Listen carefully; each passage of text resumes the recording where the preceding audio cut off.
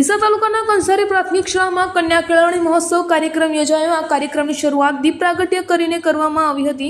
શાળા પ્રવેશોત્સવ 2024 ઉજવવામાં આવ્યો। તેમાં આંગણવાડી, બાલવાટિકા અને ધોરણ 1ના 44 બાળકો અને બાલવાટિકાના 32 બાળકોને કુમકુમ તિલક કરી, મોં મીઠું કરી, ગોળ અને ચોકલેટ ખવડાવી શિક્ષણ કીટ આપી પ્રવેશ આપવામાં આવ્યો હતો। આવનાર મહેમાનોનું કંસારી પ્રાથમિક શાળાના આચાર્યશ્રી દ્વારા પુષ્પગુચ્છ આપી સ્વાગત કરવામાં આવ્યું હતું। કાર્યક્રમના અધ્યક્ષ ઉકાજી જાટ, મુખ્ય અતિથિ ડોક્ટર સોયબ મેમણ સાહેબ, કાશીરામ સુથાર અને લાયઝન ઓફિસર મનોજભાઈ ચૌધરી, ગોવિંદભાઈ દેસાઈ, ગણેશભાઈ ચૌધરી તેમજ પ્રસંગને અનુરૂપ પ્રવચન કરવામાં આવ્યું। ત્યારબાદ સરકાર તરફથી મળેલી લર્નિંગ મટીરિયલની મુલાકાત લીધી અને વૃક્ષારોપણ કરવામાં આવ્યું હતું તેમજ કમ્પ્યુટર લેબની મુલાકાત લઈ આ કાર્યક્રમને સફળ બનાવ્યો હતો। તેમજ કંસારી સરપંચ શ્રી ઠાકરજી દેવડા અને ગ્રામજનો તેમજ આંગણવાડી કાર્યકર બહેનો ઉપસ્થિત રહ્યા હતા। કંસારી પ્રાથમિક શાળા પરિવાર તરફથી કાર્યક્રમને સફળ બનાવવા શિક્ષકો શિક્ષિકા બહેનોએ સહયોગ આપ્યો તે તમામનો હું કંસારી પ્રાથમિક શાળાના આચાર્ય શ્રી મુકેશભાઈ સોની દ્વારા આભાર વ્યક્ત કરું છું।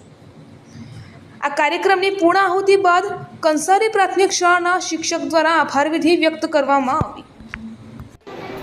ગામમાંથી પધારેલ વાલીગણ, સ્ટાફ મિત્રો, વિવિધ આરોગ્યમાંથી, આંગણવાડીમાંથી, બાલવાટિકામાંથી પધારેલ સ્ટાફ મિત્રો અને પત્રકાર શ્રી,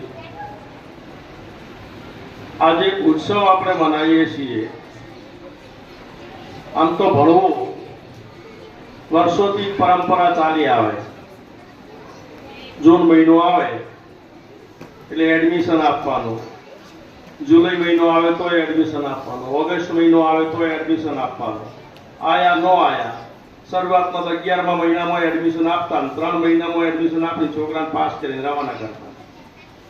પણ એક ઉત્સવ મનાવવાનું નક્કી કર્યું અને આજની સરકારોએ ખાસ કરીને શિક્ષણ માટે